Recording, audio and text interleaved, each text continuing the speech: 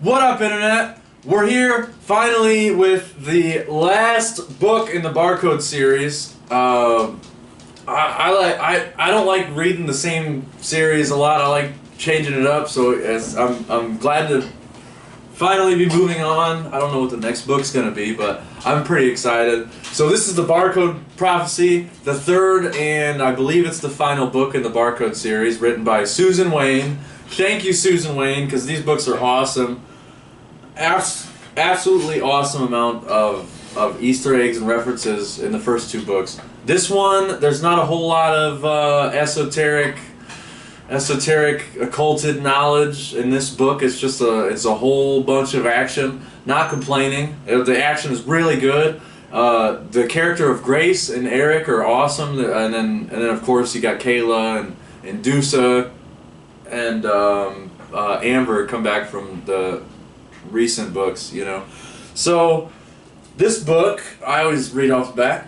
We have doomed ourselves, we have deluded ourselves, we must save ourselves. The Barcode Prophecy. And then there's a little, I'll read the little summary right here for you, Internet.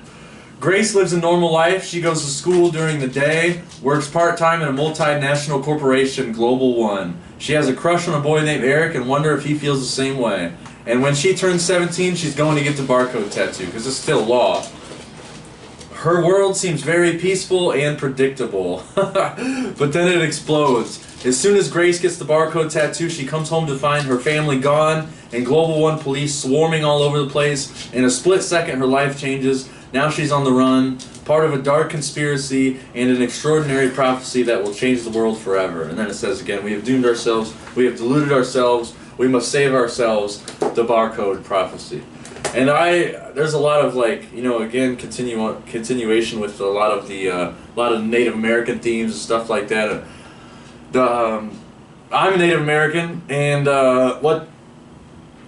what they did in American history, what they did to the Native Americans is horrible. America even had we had our own pseudo concentration camps for the Native Americans, right when we founded, before we founded America, I guess, before they signed the Declaration of Independence and all that good stuff. So anyways, so chapter 1 starts off with the new character, Grace, about to turn 17, which is old enough for the barcode tattoo, and like I said, it's still the law, so not much has changed in 2026 is when this book starts off. We found out Grace works for Global One, and she feels that they have been good to her family. Global One gives her, you know, health insurance. It's a good job. It's a solid job.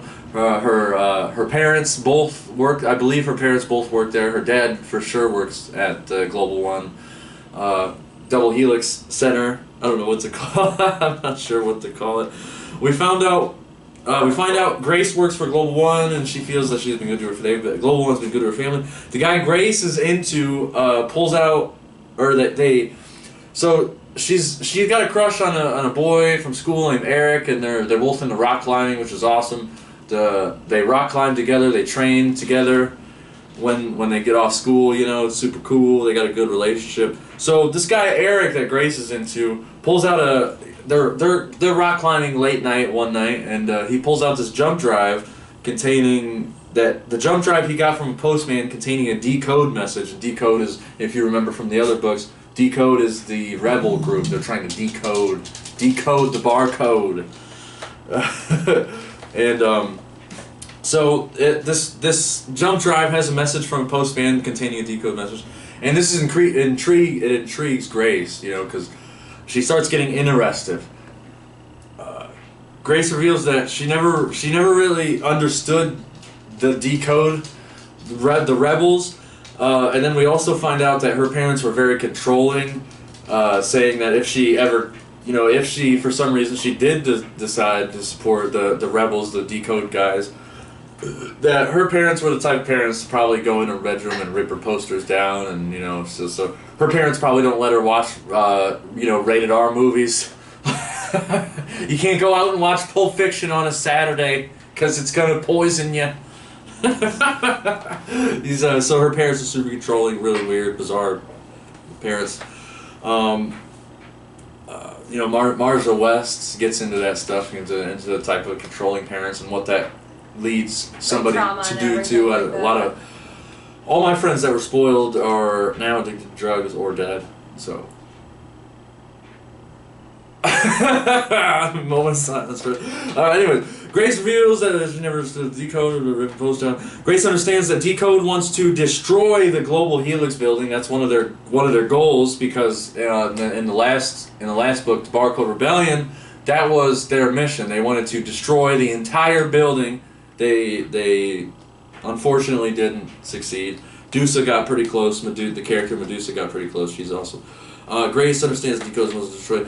So if they want to destroy her job, she doesn't want to lose her job. Showing she doesn't want to change because her life is comfortable. She's comfort. She's got a job, insurance, and everything's going good. She's got a house, and she has this. She's comfortable. Why would she have to change? Why would she want to lose her job? Why would she want to join this group that wants to destroy her building, her job's building?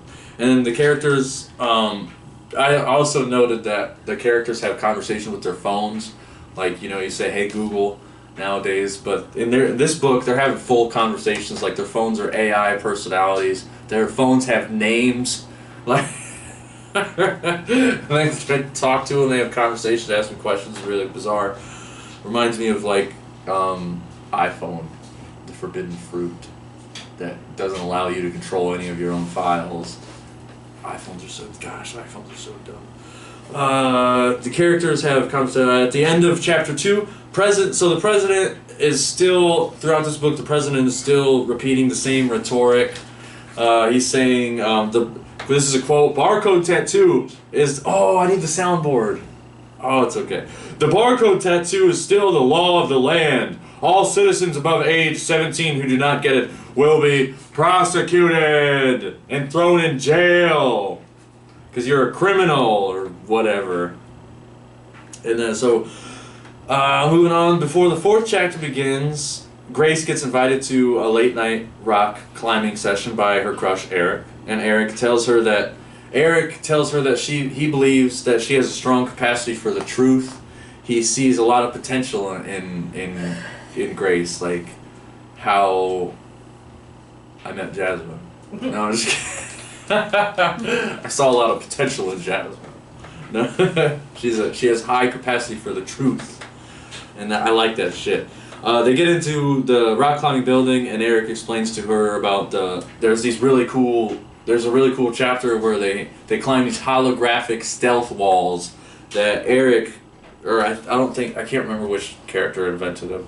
Either Eric or Jack invented these holographic stealth walls that allow the trainers to climb a wall that they can't see. It takes memorization and a bit of intuition to pull off. And this whole chapter is really cool because it reminded me of Point Break. Like I said, I like the action. Point Break is awesome. There's a scene in Point Break with Keanu Reeves. I'm trying not to cuss. Not the poopy remake of Point Break that came out in 2015 or 18 or something. I'm talking about the OG Point Break with Gary Busey, Keanu Reeves, Patrick Swayze. Patrick Swayze's a legend, R.I.P. So anyways, in that movie they go night surfing, and they get dressed up in all black, get up, black surfboards, and they go out surf. So that's what made me think about this. It was really cool chapter. I loved it. Chapter 5. Grace goes to work, so life is still normal. At this point of the book, she decides to get the tattoo, even though 2 people already told her not to get it. Eric, he's like, he's highly against it, and at this point of the book, they don't tell us, but Eric has one of the fake barcode tattoos from the previous Barcode Rebellion book. And he wants to tell Grace, but he's like I don't know. Grace has cognitive dissonance. She's not showing. What's the word I'm looking for? Showing care. Yes, that's one way to put it. She's not showing care. Grace doesn't care. She's comfortable. She's like, I got my job, I got my parents and my family, and people have already told her not to. When she does get the barcode, the creator of the barcode tattoo stops her in the hall while she's just at work, a normal day, while stops her in the hall, and the creator of the barcode tattoo obviously works at this building, and he's in a serious panic. He's like, Grace, you should have never got the tattoo. You need to, I can't believe you got a tattoo. He starts freaking out. You need to go home as if nothing else matters, is what he says. You need to go home as if nothing else matters. Go check on your family. And,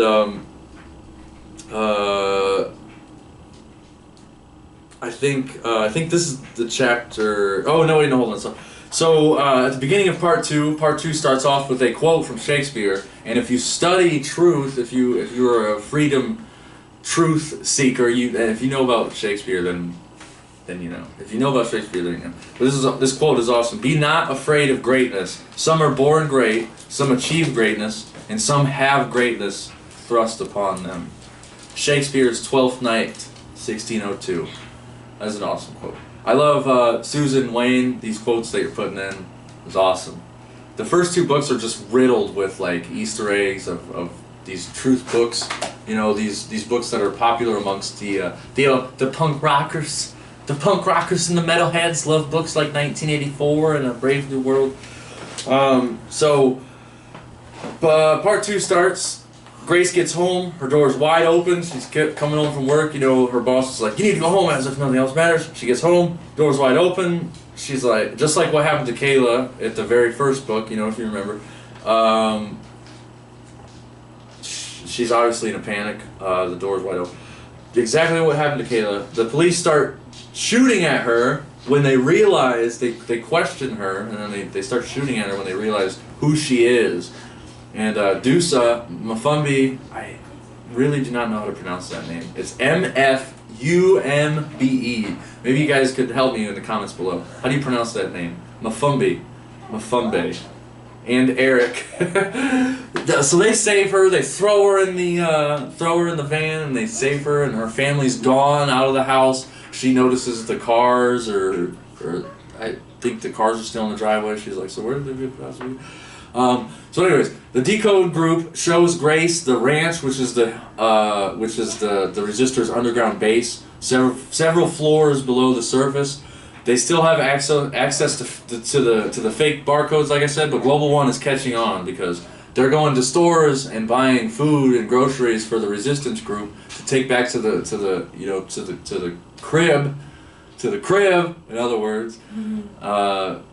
And so the stores are scanning their fake barcodes, and the barcodes are coming up deceased, because that's how they get their fake barcodes. If you remember from the Barcode Rebellion book, they get these fake barcodes from deceased people who still have funds left in their account, and then they figure out how to use the funds because Jack is an awesome hacker. I remember this. Jack is an awesome hacker. He's a genius. Skirt! I wish I could edit that out. The Global One is catching on, and then deceased, and then Grace is. Welcome to Beagle Eye Visions. And then so Grace is struggling with what to do still. She's still questioning herself. She still has this cognitive dissonance. She's like, "Oh, these are good people. They brought me in like a family. They showed me their trust." And then she's like questioning herself, like, "I don't know if I should trust it." Grace starts thinking that she should get information and maybe turn them in, so maybe she can get her comfortable life back. You know, she's still struggling with this idea of comfort. She doesn't want to make the sacrifice, you know. She's making the sacrifice of time and attention, you know. She's spending the spiritual currency, which is time and attention. She's not spending man's currency is what is man's currency? Man's currency? Man's currency is paying bills and spending money and paying bills. And spiritual currency is spending time and paying attention. Near the end of chapter 7, everyone starts talking about the prophecy. Apparently, Grace is a part of this prophecy. Kayla is reluctant to tell Grace, but before she tells Grace about the prophecy, she drops that Grace is adopted and Global One is after her biological father. So that's a bit of a spoiler. I hope you read the other 2 books and you're not just watching this just because you're a loyal subscriber. Mm-hmm. I mean, we love our loyal subscribers, but you should definitely. You can get these books for $6 off Amazon. Yeah. You can buy them for all 3 of them for $15, and then some shipping. You know, look into these books. It's amazing. Eric and I think it's Gibbs part.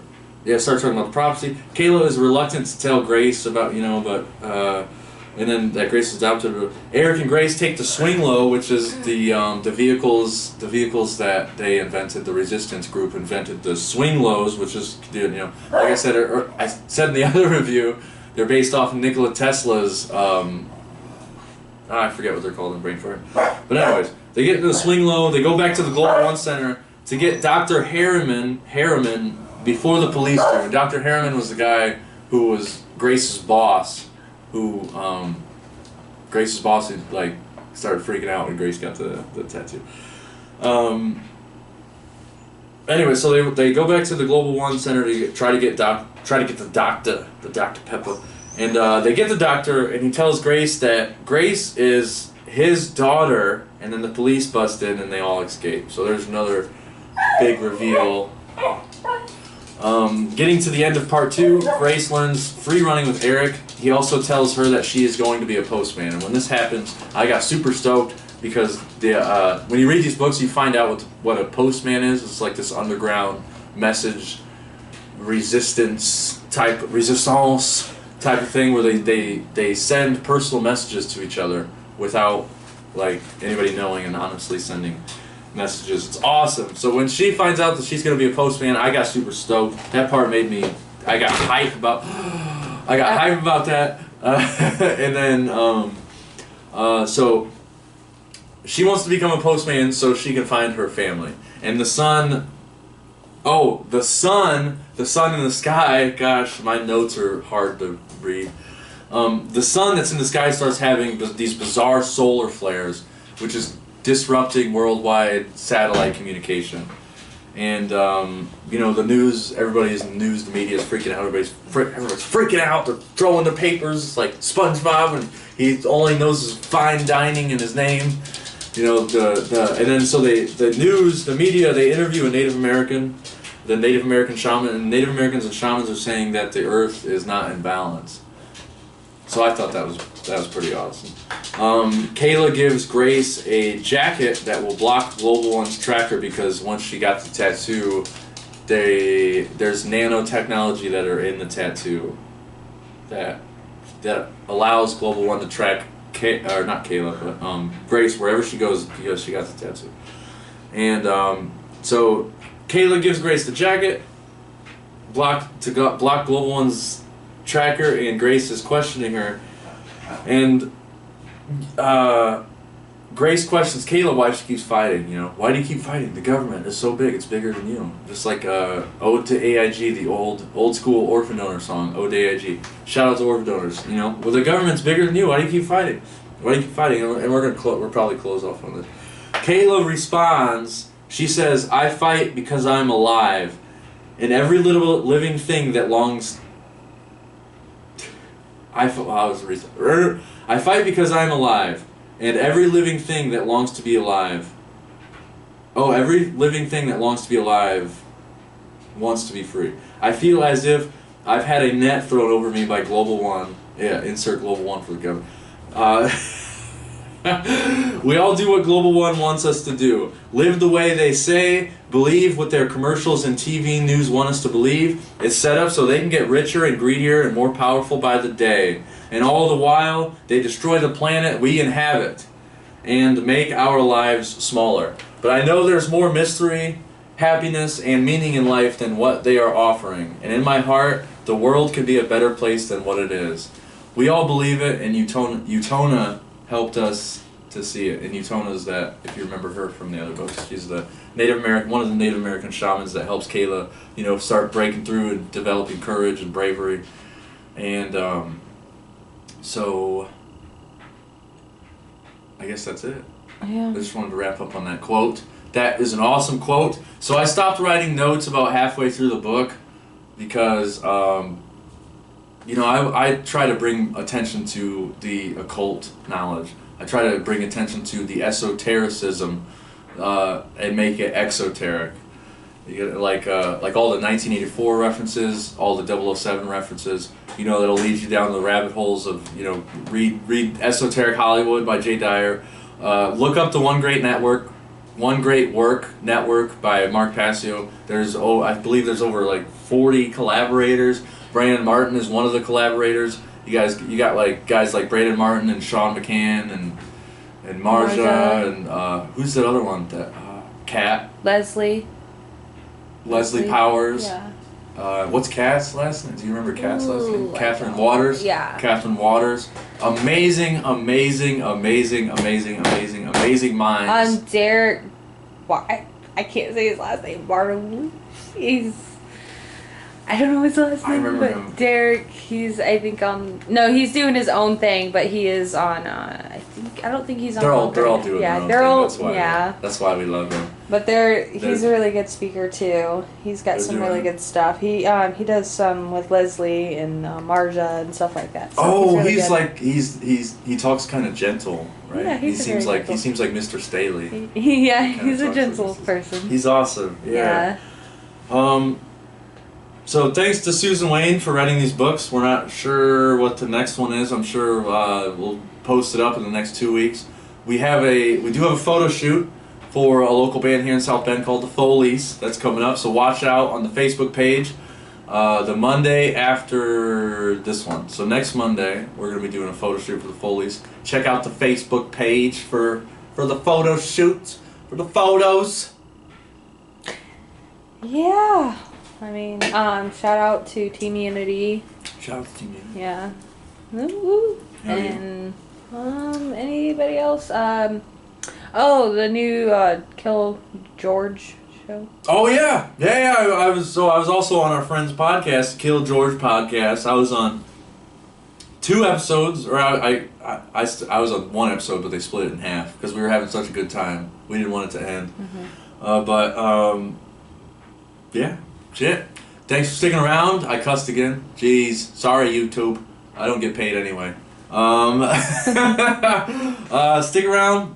The next one is going to be... Let us know what the next book is. We have a huge list. There's 1984, A Brave New World, The Kybalion, Esoteric Hollywoods. We're going to do book reviews on all these. Larkin Rose's book. He's also on the One Great Work Network. Larkin Rose, America's... I can't remember the exact name of the book. America's Greatest Superstition. You need to read that one too. Mm-hmm. You ever read that? It's an easy to read. It's not like the Trivium. It's it's pretty it's basic. Yeah, anybody could read that one. And then the 30 Day of Memes book that we have. Oh yeah. That guy is also. Oh, I read that one a little bit. Yeah. Well, that one's easy. It's just 30 memes in a book. But anyways, thanks for sticking around, YouTube, internet. Shouts out to Suzanne Weyn. I know I think she's been making some more books. It's actually in the sleeve of this. I need to look them up. But we're going to do some more, we need to do the deeper books, like 1984. I think that's the big... I'm excited about 1984. But anyways, shout out to Twisted Tea. Sponsor me. I'm playing at Skatopia Bull Bash this summer. Fucking be there. Oh, I cussed again. Be there. Let's shut the camera off because I keep cussing.